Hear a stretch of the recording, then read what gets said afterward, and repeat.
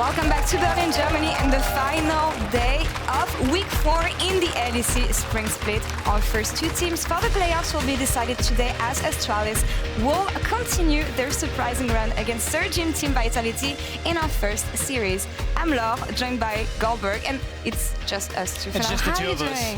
I'm doing all right. We've had a great weekend so far, and I think today's just going to get even better. Yeah, great weekend so far in the LEC, but we have another competition on our hand this week as the EMEA League of Legends Master Action has barely started with the play-in last week, group stage starting tomorrow, and insanely new teams to discover.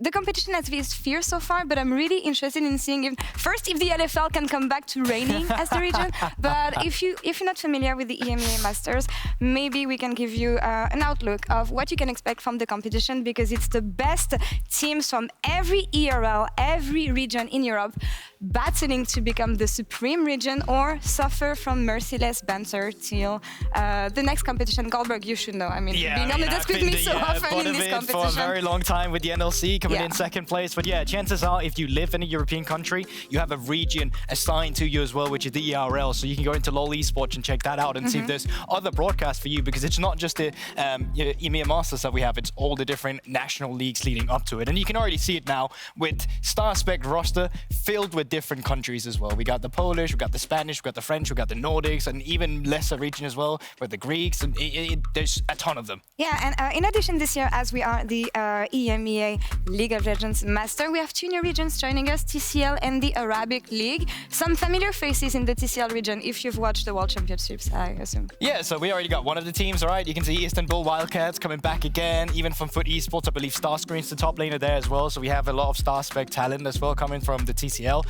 Going over to the Arabic League as well, you get the likes of Geeky Esports. They actually had 2 seats. One of them did make it through in play-ins, which is great for this new system too. And they have a jungler that, I mean, most French people and Nordics would be familiar with, because it is Viking. Viking. Yeah, joining a new region this year. You will see him again, of course, in the EMEA Masters. Some familiar faces also that you may know from the LEC. We have talked about how EMEA Masters and also ERLs in general can be a good way to bounce back, to find a new footing in your career. We've seen that with Adam this year coming back with BDS. We've seen this also with Crowny, someone we've often talked about, Reckless as well, bouncing back and coming back from K-Corp.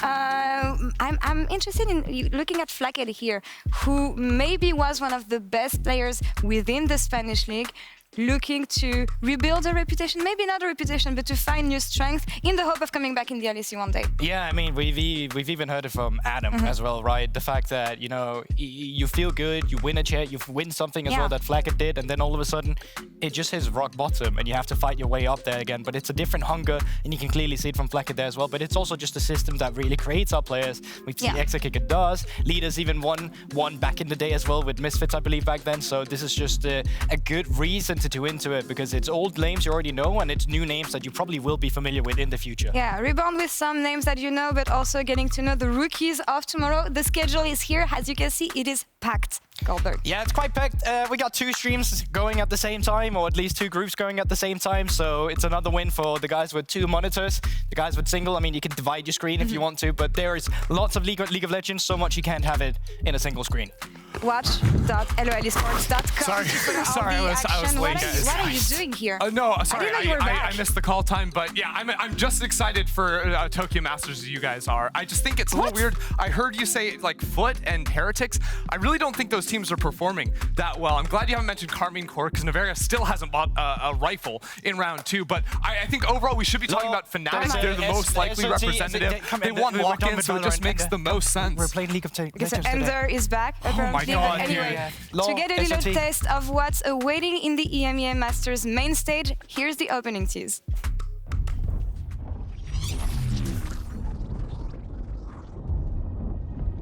Tuve una caída en mi carrera,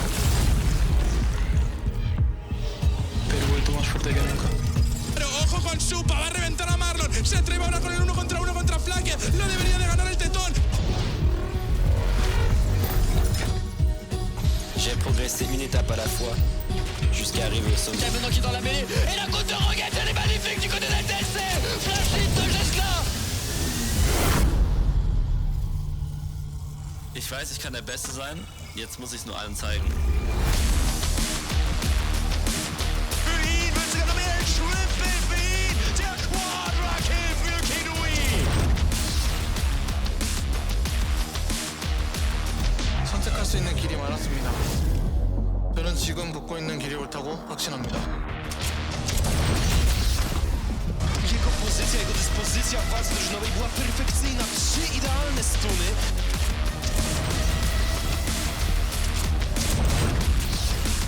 Dörde sıfır bir değişim. Ayakta kalan son isim Erdemir. Uzun zamandır bekliyordum. Şimdi benim zamanım.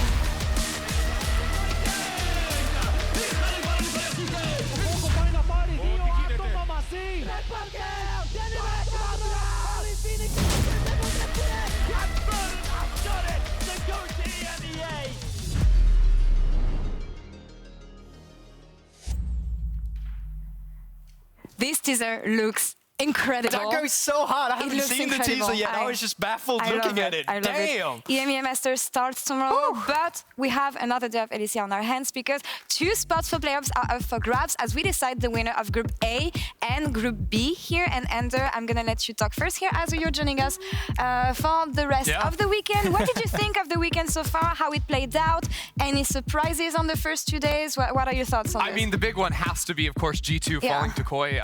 That was a big surprise, I think, especially after they won that first map. Oh, God. That wasn't even intentional. That was bad. But I've got to say, I am subscribing to the best timeline wherein, look, I love you, G2, but if G2 get eliminated quickly, we can just forget about championship points. They'll have already qualified to MSI, and then it's just whoever wins the split will advance, which I think would be beautiful, and then we can just forget about numbers and math and that nonsense Shox was on yesterday and that Moneyball thing. I don't really... Kind of weird. Amazing skit, by the way. But you mentioned G2, and for me, I want to mention some of the champions that we've seen so far with the new patches. G2 was the one bringing some of them. I'm thinking of Pantheon here. Let's define if these picks were greats or baits. You can also vote on discord.lec.gg to tell us what you think of these champions. First one, GB, Pantheon, 1 win, 1 lose. From G2 again, it's going to be hit or miss. This is a very specific type of champion. When do you want to draft this? I'm no expert on the Pantheon, and I have a sample size of 2 games as well, albeit. And I can say one of them where it went well, it was where he was facilitated in the early game, and you can actually snowball through him, utilize the fact that you can join fights with your ultimates from a global range as well. And when you fall behind, it's really when you don't get ahead in the early game, you join the fight, and it does nothing. So I will say it's great if you know how to utilize this in the early game and play towards it, but it's a bait if you're just going to leave it by its own devices in the top lane. Yeah, I think for most teams, this will end up being a bit of a bait pick. I will say overall, when I need to compare it with like the other options you have in the top lane. And I think yesterday in the context of Malphite's ban 2 times is probably like one of the best answers you can have into the Jace in terms of neutralizing the laning phase and then scaling into the late game. I think in that context, taking this as a secondary does seem pretty solid, right? And you can see it sort of forces you to play more around the top side of the map than you would with perhaps a Malphite early on, but it offers similar engaged stuff later. I will also say that it's a flex pick. Caps has been playing that in mid lane as a specific answer into the Jason mid. So it's definitely great for G2. I think bait for a lot of other teams. I was about to say, when you can flex a pick like this, maybe it can become interesting. What does the audience think on this? 70% of our fans at home think that this champion is bait so far. Let's see if we can see it again today. Next up, Rumble. We knew that some AP champions could come in the top lane. We'll see if they can expand onto somewhere else on the map. But what did we think of the Yordle so far? I have been a big fan of Rumble recently. I think ever since they had the buff where you can additively reduce their magic resist with your E, and also when you're in the danger zone, make it even, further dangerous. He's been an amazing pick. Like, even if you go for magic resist against him, he's just going to nullify it. It's great to have as a flex pick as well, as you were mentioning, because I have heard things about this Rumble being utilized even as a quadruple flex, top, jungle, mid, and down in the bottom lane. Yeah, Stop it's crazy. cooking. I haven't seen it. So I don't know. Like, for me, I'm just going to say it can still be utilized as a triple flex. And I think with how powerful it is right now with the buffs that it received, this is a great pick, and I'm sad that it didn't win yesterday. Yeah, you know, I do think it's also a pretty solid laning answer into the Olaf. You can farm at range. You can also like trade slows if he's trying to run you down. And then when you stack up your heat, of course, you actually pack a lot of punch in those quick trades against the Olaf, so that makes sense. I will also raise you. It's not in our list, but the Alawi as an answer into the Olaf,